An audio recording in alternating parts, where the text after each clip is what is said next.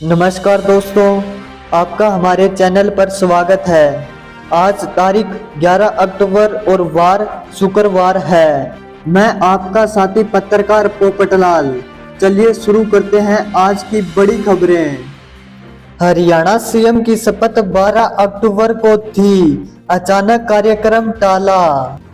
हरियाणा के नए सीएम के तौर पर नायब सैनी 12 अक्टूबर को शपथ लेने वाले थे। पंचकुला के परेड ग्राउंड में शपथ के लिए तैयारियां भी शुरू हो चुकी थी।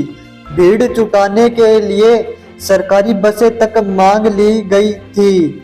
हालांकि पीएम नरेंद्र मोदी के विदेश दौरे की वजह से इसे टाल दिया गया। अब शपथ ग्रहण 15 अक्टूबर तक कभी भी हो सकता है।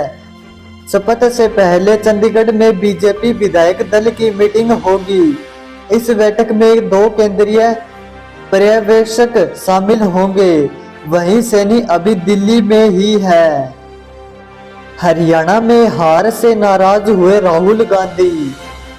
हरियाणा चुनाव में मिली हार के लिए कांग्रेस की समीक्षा मीटिंग बिना किसी नतीजे के खत्म हो गई। राष्ट्रीय अध्यक्ष मल्लिकार्जुन खड़गे के आवास में हुई इस मीटिंग में पूर्व सीएम भूपेंद्र हुड्डा, प्रदेश अध्यक्ष उदय भान को बुलाया गया था। मीटिंग में राहुल गांधी भी मौजूद रहे।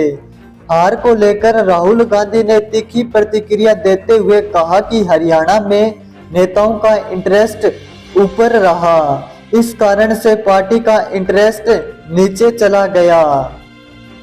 खट्टर के संसदीय क्षेत्र की सभी विधानसभा सीटें बीजेपी जीती। हरियाणा विधानसभा चुनाव में सांसदों के लिहाज से देखा जाए तो सबसे अच्छा प्रदर्शन बीजेपी के केंद्रीय मंत्री पूर्व मुख्यमंत्री मनोहर लाल खट्टर का रहा। उनके करनाल संसदीय हलके के तहत सभी 9 सीटें बीजेपी ने जीती।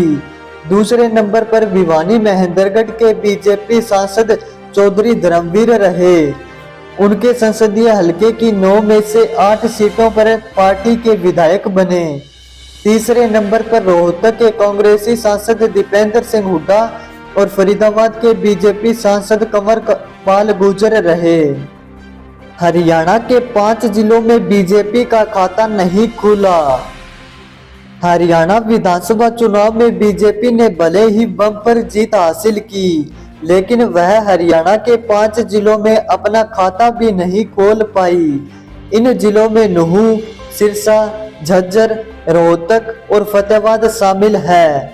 अगर बेल्ट के हिसाब से देखें तो ये जिले बागड़, देसवाल और नूंह बेल्ट में आते हैं।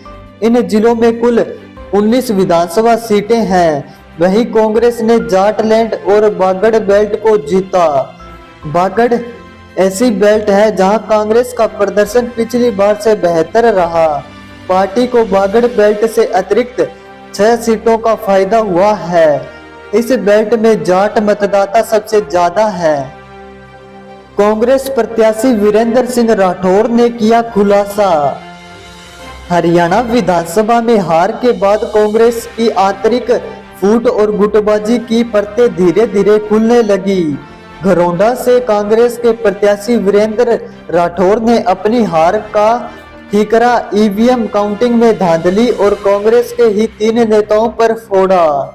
राठौर ने यहां तक कह दिया कि पूर्व विधायक नरेंद्र सागवान, कांग्रेस नेता भूपी लाठर और कांग्रेस नेता रघुवीर संधू ने बीजेपी का साथ दिया और घरौंडा में कांग्रेस को हराने की साजिश रची। हिसार में धान खरीद न होने पर बिफरे किसान। हरियाणा के हिसार जिले के उकलाना की नई अनाज मंडी में धान खरीद न होने से आज किसान बिखर पड़े और इकट्ठा होकर अनाज मंडी में विरोध प्रदर्शन किया तथा उसके बाद मार्केट सचिव को ज्ञापन सौंपा। मियां सिंह बिटमड़ा ने कहा कि उकलाना अनाज मंडी में पिछले 10 से 15 दिनों से किसान अपनी धान की फसल एमएसपी पर बेचने के लिए पहुंचे हुए हैं, लेकिन यहां पर धान की खरीद नहीं की जा रही, जिस कारण अनाज मंडी धान की फसल से अट चुकी है। धान की खरीद न होने से उकलाना क्षेत्र के किसान पूरी तरह से परेशान हो चुके हैं। हरियाणा में बदमाशों ने महिला की छाती में मारी गोली। हरियाणा के कैथल में 35 वर्षीय महिला को गोली मार दी गई।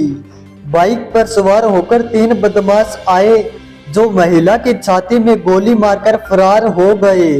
इसके बाद महिला को कैथल के सिविल अस्पताल में लाया गया। यहाँ उसका उपचार जारी है। यहाँ महिला ने पुलिस को दिया बयान में बताया कि उस पर उनके पति ने ही हमला करवाया।